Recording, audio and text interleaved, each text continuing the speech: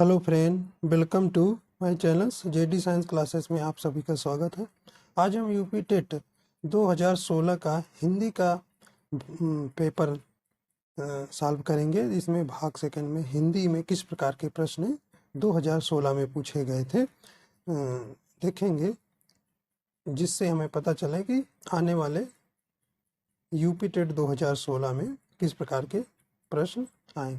तो यहाँ पे हम हिंदी के प्राइमरी स्तर के पेपर फर्स्ट के यूपी टेट हिंदी के प्रश्न देखेंगे। आइए देखते हैं। पहला प्रश्न है निरामिष किसे कहते हैं। तो निरामिष किसे कहते हैं, कहने कि मांस रहित भोजन को, या मोच का इच्छुक, रात्रि में विचरण करने वाला, या मृत्यु का इच्छुक। तो ये निरामिष का मतलब होता है, ऑप्शन नंबर ए हो जाएगा, मांस रहित भोजन। मांस रहित भोजन। अगला देखिए, अगला प्रश्न है, सेकंड नंबर आया था। सेकंड नंबर प्रश्न है, कह रहे कि साहद शब्द है। 32 नंबर प्रश्न कह रहा है कि साहद शब्द है, तो कह रहे तत्सम तद्भव देशत आगत। तो ये साहद शब्द क्या है? तत्भव। साहद शब्द आपका क्या है? तत्भव। देखिए तद्भव क्या होता है? तद्भव जो है ऐसे शब्द जो संस्कृत से हिंदी में आने पर उनका रूप बदल गया है। मतलब हिंदी में आने पर उनका रूप बदल गया है, उन्हीं को हम तद्भव कहते हैं। और तत्सम शब्द देखिए क्या होते हैं? ऐसे शब्द जो संस्कृत से ज्यों के त्यों ले लिए गए हैं, उन्हें हम तत्सम कहते हैं। तो सहद जो है कैसा शब्द है? तद्भव है। अगला प्रश्न देखिए, 33 नंबर, वनिता का प्रयोग किस अर्थ में होता है? करें कि जंगल, स्त्री, पुस्तक, व्यवसाय के रूप में। तो इसका ऑप्शन नंबर बी हो जाएगा, स्त्री के रूप में। अगला प्रश्न है, देखिए प्रश्न संख्या 34 है। करें कि मुकुंद किसका पर्याय है? मुकुंद किसका पर्याय है? तो ये किसका है? विष्णु का। तो विष्णु का मुकुंद पर्यायवाची है। पर्याय मतलब पर्यायवाची है। तो देखिए विष्णु के और पर्यायवाची हैं, जैसे मुकुंद हो गया, नारायण हो गया, जनार्दन हो गया, चक्रपाणि हो गया, केशव और दामोदर, केशव और विभु। तो इस प्रकार के आपके जो है जनार्दन भी पूछा गया आपका, नारायण भी, और चक्रपाणि और केशव और दामोदर। तो इस प्रकार आप इनको देख लीजिएगा पर्यायवाची। तो मुकुंद का पर्यायवाची यहाँ पे विष्णु। अगला प्रश्न है 35 नंबर। देखो कह रहे हैं कि 35 नंबर प्रश्न है,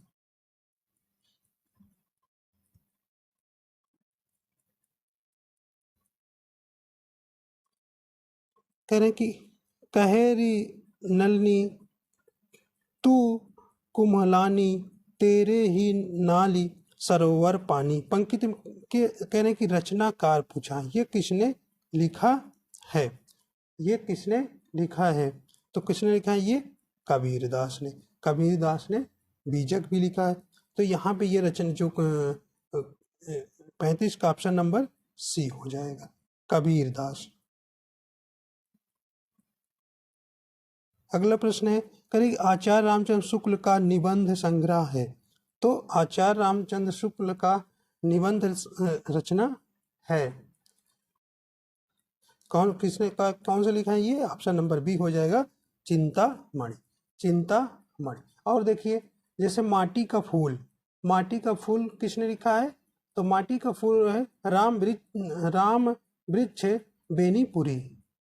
राम वृक्ष बेनीपुरी माटी के फूल। तो ये हो जाएगा ऑप्शन नंबर। देखिए आलोक पर्व किसने लिखा है? आलोक पर्व तो हजारी प्रसाद द्विवेदी है। आलोक पर्व कौन है? हजारी प्रसाद द्विवेदी है। क्षण बोले कण मुस्कुराए, क्षण बोले कण मुस्कुराए किसने लिखा है? ये आपके कन्हैया लाल मिश्र लिखे हैं। तो ये कन्हैया लाल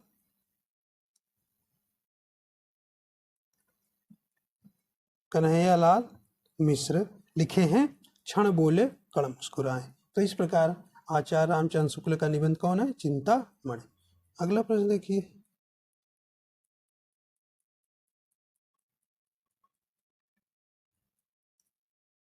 अगला प्रश्न है प्रश्न संख्या 37। देखिए, कह रहे कि राष्ट्रवादी कवि रामधारी सिंह दिनकर को उर्वशी के लिए ज्ञानपीठ पुरस्कार किस वर्ष प्रदान किया गया था?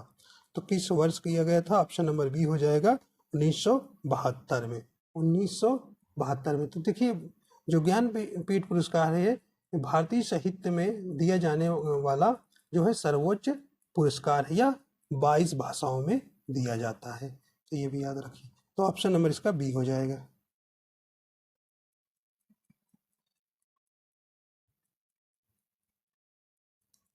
अगला प्रश्न है, देखिए 38 नंबर प्रश्न।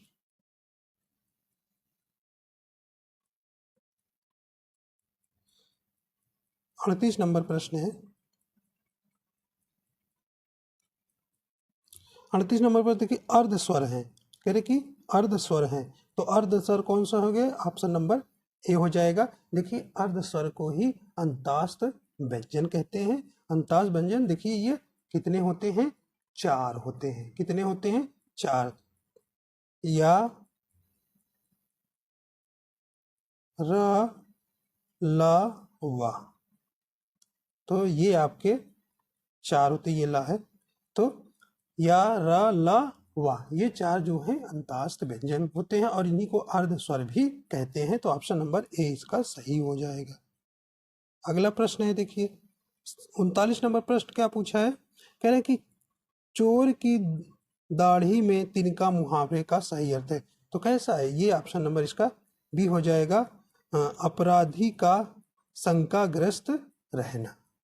अपराधी का शंकाग्रस्त रहना। अगला देखिए, ऑप्शन नंबर देखिए, सॉरी, आप प्रश्न संख्या 40 देखिए। 40 नंबर कह रहा है कि कह रहे कि एक बार कही बात को दोहराते रहना। कह रहे कि एक बार सही कही बात को दोहराते रहना। तो अब आंसर इसका क्या हो जाएगा? तो आंसर नंबर इसका सी हो जाएगा। सी हो आंसर हो जाएगा, सी ऑप्शन। कह रहे हैं कि पिष्ट पेषण कहते हैं इसी को। क्या कहते हैं? पिष्ट पेषण।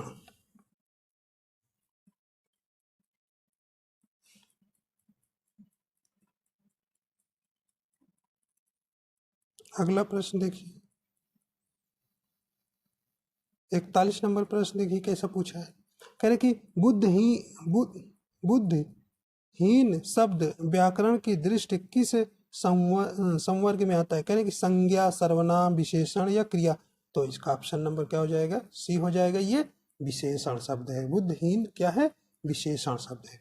ये देखिए, कह रहे अगला 42 नंबर कह रहे छत से ईंट गिरी। छत से ईंट गिरी। तो वाक्य में कौन सा कारक पूछा है? देखिए, कौन सा कारक हो जाएगा इसमें? अपादान का। जहाँ पर अलगाव उत्पन्न होता है, दिखाई पड़ता है, वहां पर अपादान कारक होता है। छत से क्या? ईंट का अलग होना क्या है? अपादान कारक है। अगला देखिए, प्रश्न संख्या 43 नंबर देखिए किस प्रकार के प्रश्न आया था। कहना कि महोर्मी का संधि विच्छेद है। महोर्मी का संधि विच्छेद है। तो कौन सा हो जाएगा? ऑप्शन नंबर सी हो जाएगा, महाधन ऊर्म। महाधन ऊर्म गुण सर संधि हो जाएगा। ठीक। अगला है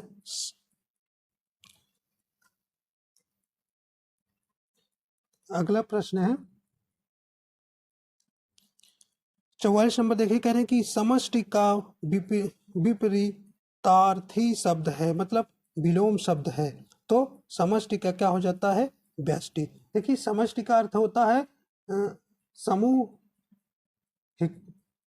हिकता। सामूहिक हिकता होता है समष्टि का मतलब। और व्यष्टि का अर्थ होता है सदस्य या व्यक्ति। तो इस प्रकार ऑप्शन नंबर इसका डी हो जाएगा। देखिए, करपट का तद्भव रूप है। करपट का तद्भव रूप है तो कपड़ा होता है। ऑप्शन नंबर डी हो जाएगा। अगला प्रश्न देखिए, अगला प्रश्न आया है, कह रहे कि निम्नलिखित में वर्तनी की दृष्टि से कौन सा शब्द युग्म शुद्ध है। तो कौन सा शुद्ध है, तो ऑप्शन नंबर इसका सी हो जाएगा, बारात। और कौन, वसंत। वसंत क्या, मौसम का समय। तो ऑप्शन नंबर बी सही है।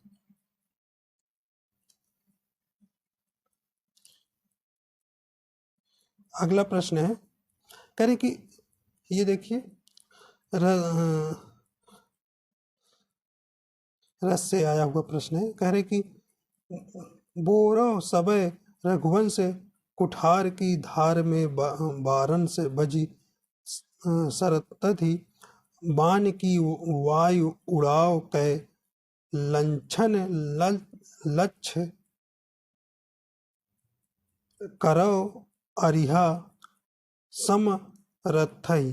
तो इसमें देखिए कहते हैं कम काव्य में पंक्ति में कौन सा समास, कौन सा रस पूछा है, कौन सा रस पूछा है, तो इसमें कौन सा रस हो जाएगा, रौद्र रस। कह रहे क्या ना, ये जो लांछन जीवन में लगाने से बदला लेने की चेष्टा इसमें उत्पन्न हो रही है, तो यहाँ पे रौद्र रस हो जाएगा। अगला प्रश्न है देखिए 48 नंबर क्या है, पूछा है, करें श्री गुरु चरण सरोज रज। तो ये आप इससे तो आप काफी वाकिफ होंगे, ये क्या है, दोहा है। क्या है, दोहा। अगला प्रश्न देखिए, अगला प्रश्न है वाक्य शुद्ध है। देखिए तो ऑप्शन नंबर इसका सी हो जाएगा, मोहन और गीता गा रहे हैं। मोहन और गीता गा रहे हैं।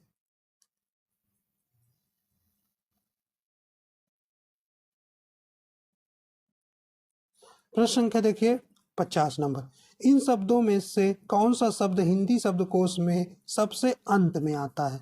तो शब्द सबसे अंत में कौन सा आता आएगा, ऑप्शन नंबर ए हो जाएगा, क्लियू। ऑप्शन नंबर ए हो जाएगा, क्लियू। अगला है, करेगी चराचरम, चराचरम जगत में कौन सा समास है। देखिए समास, तो इसका आपका कौन समास है, द्वंद्व समास। देखिए चराचरम का मतलब चर अचर, इसका जब समास विग्रह करेंगे तो क्या निकल आएगा, चर, चर और अचर, चर और अचर। तो चराचरम में कौन सा समास पूछा है, तो द्वंद्व समास। इसमें देखिए द्वंद्व समास क्या होता है, जिसमें दोनों पद प्रधान हो। तो यहाँ पे चर और अचर, तो ऑप्शन नंबर बी हो जाएगा द्वंद्व समास। अगला प्रश्न देखिए 51 हो गया। 52 देखिए, 52 में क्या पूछा है भाई, कहने कि अभ्यागत शब्द में कौन सा उपसर्ग है। देखिए उपसर्ग क्या होते हैं, जो किसी मूल शब्द के पहले लगते हैं, उन्हें हम क्या कहते हैं, और अर्थ में कुछ परिवर्तन हो जाता है, तो ये क्या होते हैं, उपसर्ग हो गए। और इसी तरह प्रत्यय जो है बाद में लगता है, जी किसी मूल शब्द के बाद में लगता है। तो देखिए अभ्यागत में कह रहे हैं कि कौन सा उपसर्ग है, तो इसमें कौन सा उपसर्ग है, ऑप्शन नंबर सी हो जाएगा, अभी उपसर्ग है, अभी उपसर्ग है। अगला देखिए 53 नंबर प्रश्न क्या कह रहा है, 53 नंबर प्रश्न क्या कह रहा है,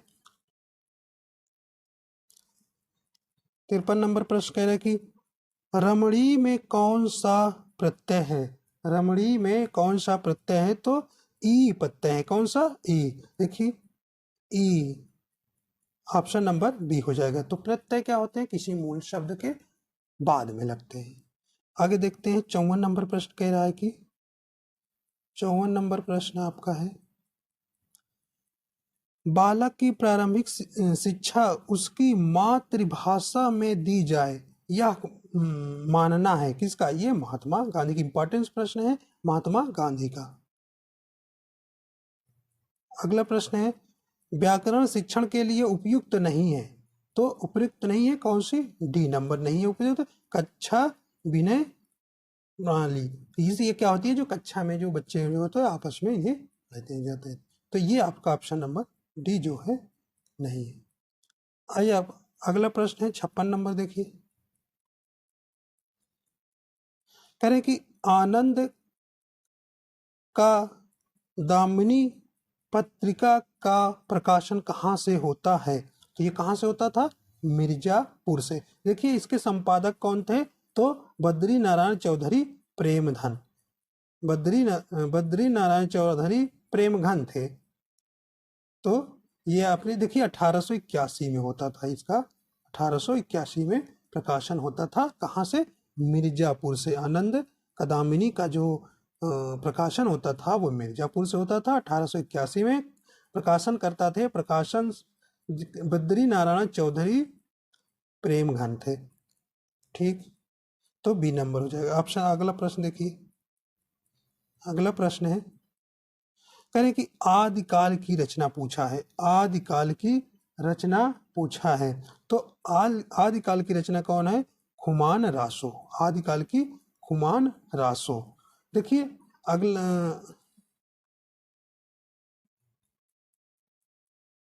देखिए अखरावट, अखरावट, अखरावट जो है ये जायसी द्वारा लिखी गई है और ये कैसी थी? भक्तिकालीन थी, भक्तिकालीन। और दीप शिखा देखिए महादेवी वर्मा थी, ये आधुनिक काल की है।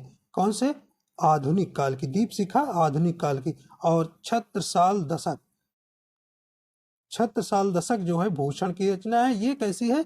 रीतिकालीन है। देखिए ये रीतिकाल की है, रीतकाल की है, रीतकाल की है। और ये दीप शिखा जो है आधुनिक काल की है, आधुनिक काल की है। अखरावट जो है आपकी भक्ति काल की है। किसने लिखा है अखरावट? जयसी जी।